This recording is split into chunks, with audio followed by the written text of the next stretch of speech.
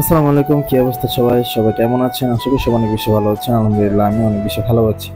এখন ঘড়িতে সময় বাজে ঠিক ৯টা, আর আমি এখন বাসা থেকে বের হলাম। যেহেতু আজকে জুম্মার দিন আর আজকে প্রচন্ড গরমও পড়ছে, আমি আর রাবু বের হচ্ছে বাসা থেকে।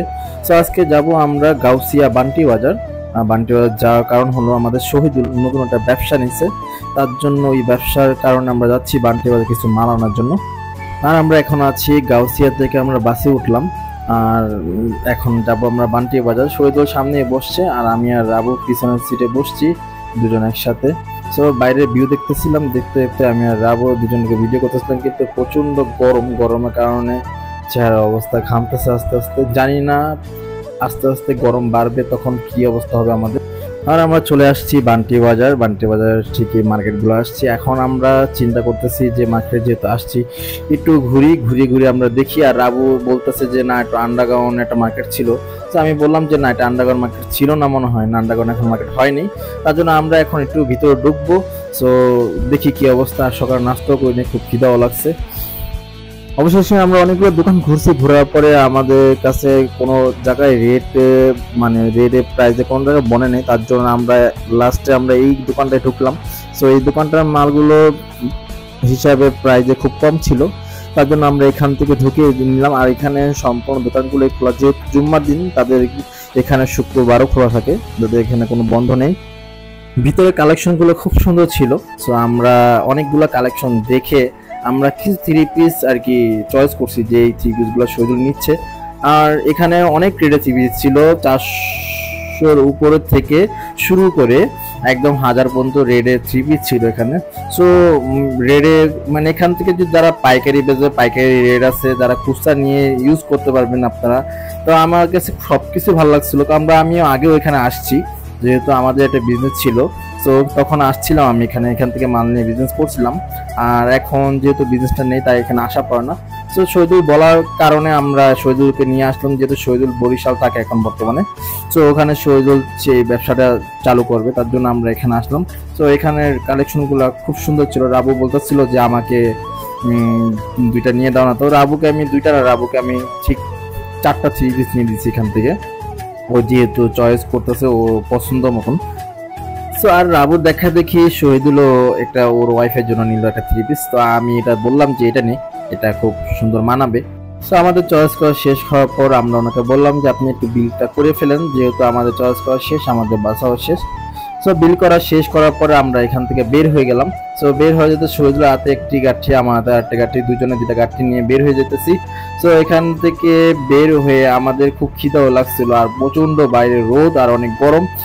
ভিতরে ছিলাম, বুঝতে পারিনি এত গরম পড়বে, আর বাইরে আসার পরে আমাদের অবস্থা একাকার হয়ে যেতেছিল, আর এত গরম ছিল বলার বাইরে। তো শহীদুলকে বললাম যে আমরা একটু ক্যামেরার সামনে দেখাই আমরা যে নিচ্ছি কাপড়গুলো। তো এখান থেকে আমরা একটা অটো নিলাম, অটোতে করে আমরা এখন চলে যাব ডাইরেক্ট গাউসিয়া। সো অটোতে যাওয়ার সময় একটু হালকা বাস লাগতেছিল, তাই একটু গরম হাতটা কম ছিল। রাবু বলতেছে আমাকে যে কি করতেছো তুমি, এটা গরমের ভিতরে ভিডিও ভালো লাগে? তা আমি বললাম যে একটু করে নিই, যেহেতু আসছি এখানে ভিডিওতে হতেই হবে। সো এই হলো থ্রি পিস গুলো। সো খুব ভালো লাগছে থ্রি পিস গুলো আমার কাছে। সো আপনার কাছে কেমন লাগছে অবশ্যই কমেন্টে জানাবেন। সো আমরা এখন যাচ্ছি শুকনো গ্রামের সামনে দিয়ে, ঠিক এই পার্কের সামনে দিয়ে। পার্কে এখন আসা হয়নি, ইনশাল্লাহ একদিন আসবো। আর আমরা এখন চলে যাব গাউসিয়া, যেহেতু গাউসিয়া কাছাকাছি চলে আসছি। আমরা এখান থেকে নামবো গাউসিয়া। আর গাউসিয়া নেমে চিন্তা করতেছিলাম যে কিছু হালকা পাতলা কাঁচা বাচা করার আমাদের চিন্তা ভাবনা আছে, দেখি গাউসিয়া যাওয়ার পর কি হয়। বাইরে ভাই এত গরমে কি হাঁটা যায়? আর এই গরমে তারপরও হাঁটতেছি। আমাদেরকে অটোওয়ালা মামা একটু দূরে নামায় দিল, বলছিলাম একটু সামনে যেতে, যাবেন না উনি। তো এখানে ওরা দুজন পিছনে, শহীদুল আর রাবু, আর আমি সামনে টিং টিং টিং করে হেঁটে যাচ্ছি গাউসিয়া বাজারের দিকে। তো এই হলো গাউসিয়া কাঁচা বাজার। আর এখানে সব ধরনের সবজি পাওয়া যায়, খুব তাজা টাটকা সবজি, কারণ আশেপাশে গ্রাম আছে, গ্রাম থেকে এই সবজিগুলো এখানে আসে। তো এখানে সবগুলো সবজি টাটকা তাজা। আর আজকে যেহেতু জুম্মার দিন, শুক্রবার, তো এখানে খুব ক্রেতা ছিল, অনেক কাস্টমার ছিল, বাজারে ভিড় ছিল একটু। আর দামে যদি বলি, খুব প্রচন্ড চড়া দাম ছিল সব জিনিসেরই, কারণ এখানে ভাবছেন একটু কম পাবো, তার জন্য কম পাওয়ার জন্য আমরা ভাবছিলাম এখানে কিছু কাঁচা বাজার নেবো, কিন্তু নেওয়ার কোনো সুযোগ নেই, কারণ হলো প্রচন্ড দাম। তার জন্য আমরা এখান থেকে নিলাম না, আমরা হেঁটে হেঁটে চলে যাচ্ছি। কিন্তু যাবার সময় কিছু লেবু নিলাম। সামনে যেহেতু কাউন্টার আছে বাসের, তো আমরা এখান থেকে স্টপ করার বাসে উঠে যাব। তো আমাদের বাজার করা আজকে আর হলো না। স্টপ করে বাসে ওঠার পরে কাউন্টারে টিকিট কাটলাম, টিকিট কাটার পরে একবার পিছনের সিটে বসলাম, বসে গরমে ঘামতে ঘামতে একাকার হয়ে যাচ্ছি। কি যে অবস্থা হইতেছে বলার বাইরে। গাড়ি চলতেছে না, কারণ রাস্তায় প্রচন্ড জাম লেগে গেছে। আর সেই রূপসী থেকে জাম ঠেলতে ঠেলতে অবশেষে আমরা তারাও বড় বিশ্ব রোড চলে আসছি। আর আজকে আমার ভাগ্যটা এতই খারাপ, যেহেতু আজকে ট্রাফিকের কাজ আমার করতে হলো।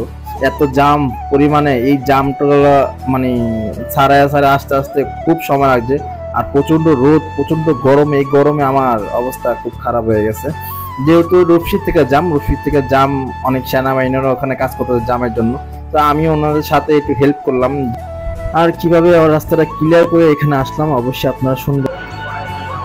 এই অবস্থাটা কেমন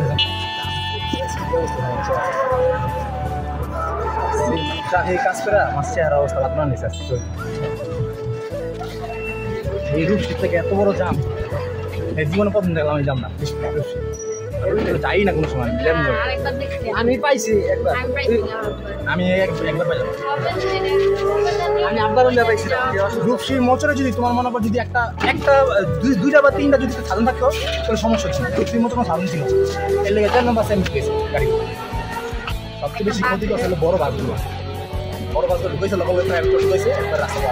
আর মালবাহী ট্রাকগুলো তো টান দিয়ে যেতে পারে না, বক্তল জায়গা বিভিন্ন করে জায়গা। আমি এই যে ইয়ার তারাও বিশ্ব রোডের মোচরে ট্রাক খাড়া করেছি। আমি আর বুঝেছি মামা এমন এমন সমস্যা, মামা তুমি টান দিও না, তুমি সরে যাবে মামা। তুমি টান দিও না গাড়িটা, কিছু সরে দেবো। আমি আর কম দিও মামা, তুমি সরে যাবে না, তুমি টান দিও না গাড়িটা। বাম দিয়ে গাড়ি সব বেড়ে থাকবে, তুমি একটু 10 মিনিট খারাপ গাড়িটা বেড়ে গেলে তুমি মনে করো রাস্তা দিলাম বাচ্চা খাওয়া দিলাম। তুমি কেউ যদি কয় একটু সামনে দিন হিসাব তোমার বলতে গাড়ি হিসাব তোমাকে বলছি। যেহেতু আপনারা রাস্তার পরিস্থিতি শুনলেন, আর আজকের জন্য ভিডিওটি এই পর্যন্ত। ভিডিওটি ভালো লেগে থাকলে অবশ্যই লাইক, কমেন্ট, শেয়ার করে দিবেন। সবাই ভালো থাকবেন, সুস্থ থাকবেন। আল্লাহ হাফেজ।